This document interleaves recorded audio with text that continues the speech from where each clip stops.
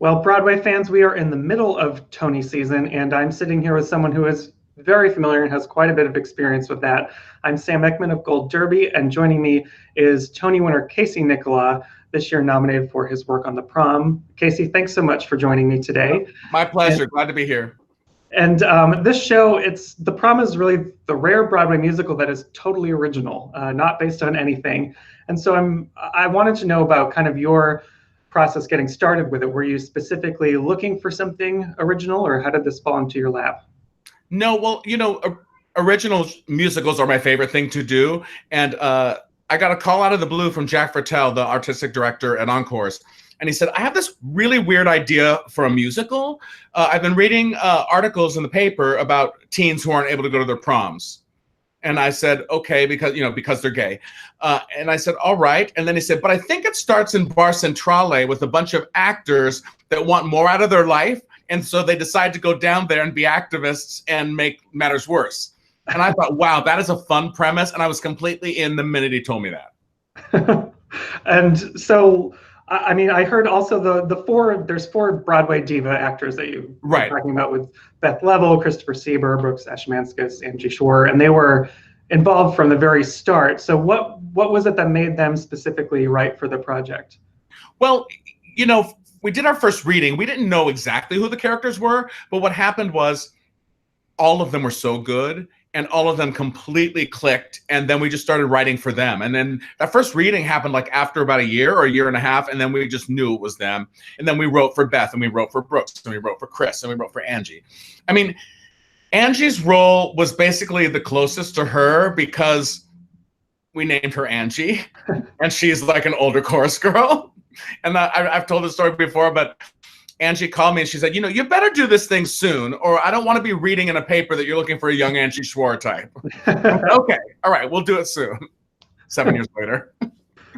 And you mentioned original musicals are your favorite to do. You've done all types of musicals before, original and adaptations. So how is the process different for you on an original piece? Well, original, you don't have any guidelines. So you can kind of go wherever you want. In a way, it's easier, and also in a way, it's harder. But Drowsy Chaperone was original. Book of Mormon was original. Those are the most fun to me, and Something Rotten was original as well. And, like if you're doing Mean Girls, you sort of have to follow the trajectory of what's already done, even though, Tina wasn't precious with it at all, which was fantastic. And, we actually made it more musical worthy and more theatrical. You can't just copy a movie and expect it to be okay. Mm-hmm. With casting in that sense, I know I talked to Caitlin Kinnunen, and she said she originally read for the other role, the young girl. And so what is it when you're getting into casting? What do you look for when you're casting something original? What makes a new face right to you for that? Well, you really look for someone really watchable, who grabs your attention without trying to grab your attention. And the thing is, she came in, and then we were like, oh, this girl's great, but she's not Alyssa, she's Emma. And then when we said she's Emma, we really meant she is Emma. And she was, and we just knew it was her. And she was so honest and so heartful. And so we just started working all around her. Mm-hmm. And you also, at you had mentioned there's sort of the Broadway side of it, and then there's Emma's side. It's there's kind of two tones of the piece, and it's balanced very well, but it feels like it's quite difficult to do. So how did you navigate having this broad, big comedy with these more intimate moments? Right. It was actually one of the tougher things, the thing that sort of took the most time, because when we first did a lab like 4 years ago or 4.5 years ago, it was all very much the broad musical comedy tone. And then we realized that was not working. And then we changed a lot of that for the Alliance. And then we went actually even further after the Alliance and realized that before, the show was sort of in a musical comedy box, so that the musical people were entering a musical as opposed to entering a play. And that's what we tried to do, is set the tone in the town very realistically, so that we felt like the musical people were invading something that was foreign to them. Mm-hmm. How do you, I always want to know how you freeze a show, basically, because you have to go through all those out-of-town tryouts and all those changes. So how do you know when the show is kind of done to you? the day before critics come, you freeze the show. I mean, that's basically it. Usually a couple days before we know we're doing press performances. But even then, I'm like, okay, I know I said we were frozen, but we got to add this other thing. Because you never finish. If you don't freeze it, you would probably keep going if you're the creative team. Mm-hmm. And sometimes that's great. And sometimes it's, there's a point of no return. And I should also mention to everyone that you also not only directed this, that's what you have your nomination for, but you're the choreographer. And right. You've pulled double duty in that sense in many of your works. Do you prefer that? Is there an advantage to you? Oh, definitely. Definitely, I like doing both. For as long as I can, I will. Because I started as a dancer, and then I moved on to being a choreographer, and then very quickly ended up being a director. But I really, my heart's in the choreography and with dancers, because that was my passion. So, and I love telling stories through dance about more than anything. I wanted to ask about that because you have a lot of Broadway credits as a performer. You were in Crazy for You and Saturday Night Fever and Thoroughly Modern Millie. So what kind of prompted you to jump into directing and choreography? Well, all of the shows I did 8, and all of them except for Scarlet Pimpernel, I was an original company member. So I was able to watch shows get put together, and I started just seeing what I liked and what I didn't, and had my own opinions and stuff. And I realized it was something I really wanted to do. So I put together a presentation, and I invited people to come. I started getting work. And I would say you're known for kind of these really high energy numbers, these big showstoppers that you just keep going and going, and somehow the dancers still find more energy. And still are able to sing at the end of it. Yeah, it's pretty impressive. Where do you kind of draw inspiration for crafting something like that? Wow, it always comes from the show itself, and it comes from the story itself and what it needs. But that's kind of how it goes. And I always feel like, for the most part, there's always a place in Act 1 where you sort of need to jumpstart the energy with a bigger number. That just whatever feels like, and whatever sings the most and feels like it's doing that. I don't like to force a number and do it, to just show off or to just have dance for no reason. It has to come out of the story for sure. Yeah. And the flip side of that is your intimate moments, especially in the Prom. You definitely get to play with both.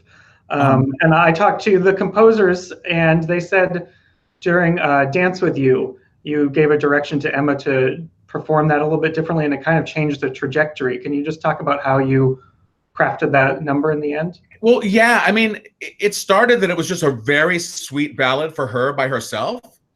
And it wasn't landing like we wanted it to. And then we ended up adding Alyssa to it so that they could sing a little bit together. You could see how much she loved her.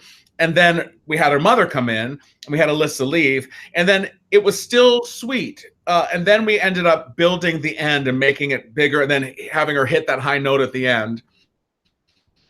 And the longing behind that high note is what makes the whole number, gives you goosebumps, and her voice is so clear and perfect and beautiful. I have to say, one of my favorite, probably my favorite relationship in the show is Emma and Barry, because you have these two different generations of queer people, and one is the kind of mentor that happens in real life, and they both get to kind of learn from each other, and she is able to give back. So, can you just talk about how you kind of charted that element in the show? Yeah, I mean, that's one of the joys of doing an original musical, because we always had that scene with the two of them, but we didn't know it was going to go to that place. We really didn't know that the two of them were going to have such a relationship. And Brooks brought so much warmth to it that we knew Brooks was going to be funny, but we had no idea he was going to be so grounded. And we just kept writing for the two of them, and we made that a really important part of the story. That's sort of, in a way, it's a secondary romance, is Barry and Emma. And it's really worked, and it's really because of the actors. Yeah. And then we got to like that. I know Caitlin certainly talked about the outpouring of fan response. It's definitely resonated, I think, with LGBTQ youth. Have you witnessed that yourself? Any stage door instances? Oh, yeah. I mean, if I stay in the audience in intermission, I'm bombarded by people that want to tell me their story. and I love every second of it. I really do. I get so emotional every time that it happens. You know, that just people saying thank you. The show made me so strong, and I really needed to see this tonight because I'm going to come out to my dad this weekend. And then she was looking over her shoulder, like, he's here, and I can't wait. And I'm glad he's seeing it too. So it's really cool. And also, it's not just the kids and the teens that respond, the adults do too. And parents of gay teens, or parents that think they might have a gay teen. And it's really awesome that it opens up a conversation. When you guys performed actually on the Macy's Thanksgiving Day Parade, it was the first ever lesbian kiss featured on that broadcast. Right. And I think there were sort of diverging opinions, sort of love mail and hate mail coming out of it. Right. What was the reaction like with the company? Oh, well, we were all so thrilled that it was happening. Quite honestly, we were, it's part of the show, so we take it for granted because it's the story we're telling. But we knew it was a big thing when we were at rehearsal there. I was checking the monitor to see what the camera angles were going to look like, and all of a sudden the girls started walking toward each other, and I just realized how huge it was, and I just started bursting into tears. And the thing is, there was some hate stuff, but I don't read stuff because I just go like it's I don't want to see the words, and I don't want to read hate, quite honestly. But there was also so much love, and that was fantastic. Yeah, I would think you have sort of constant reactions and fan reactions to your work because you have 4 musicals on Broadway right now. Yeah, which Mean Girls, The Prom, Book of Mormon, Aladdin. So that's quite an accomplishment. What is it like to have four things running simultaneously? It's incredible, and it's a lot more work, but it really is incredible. I mean, I do pinch myself about that. Never in my wildest dreams would I 17-year-old kid coming to New York for the first time and going to see as many shows as I could, and affording standing in the back to watch Dreamgirls and all these shows. Would I ever have thought I would be in this position or have 4 shows running? And one of those shows is Book of Mormon, which you won your Tony for. Directing. Can you what happens when you hear your name called as the Tony winner for that? What's the reaction that goes through your mind? Oh my God, I was blown away. That's like dream come true. So yeah, it was a thrilling night. Yeah. And I mean, this is your 11th nomination, which is a crazy number. Right. What does it mean to you to be constantly still invited back to the party? Well, it's fantastic. You always want to be invited to the party. So I'm glad to be invited, basically. Yeah. Is this one, what would it mean to you if you had your name called for the prom? Oh my gosh. If I did, it would probably be the sweetest of all.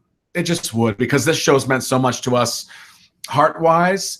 And it feels like we've been we've been doing it for so long and working so hard on it that it just, we just never knew what was going to happen with the show, or if it would make it, or if we'd get a theater, or if this would happen or that would happen. So it would be such a triumph if this show made it and won the Tony Award. It would just be like, oh my God, I can't believe we got here.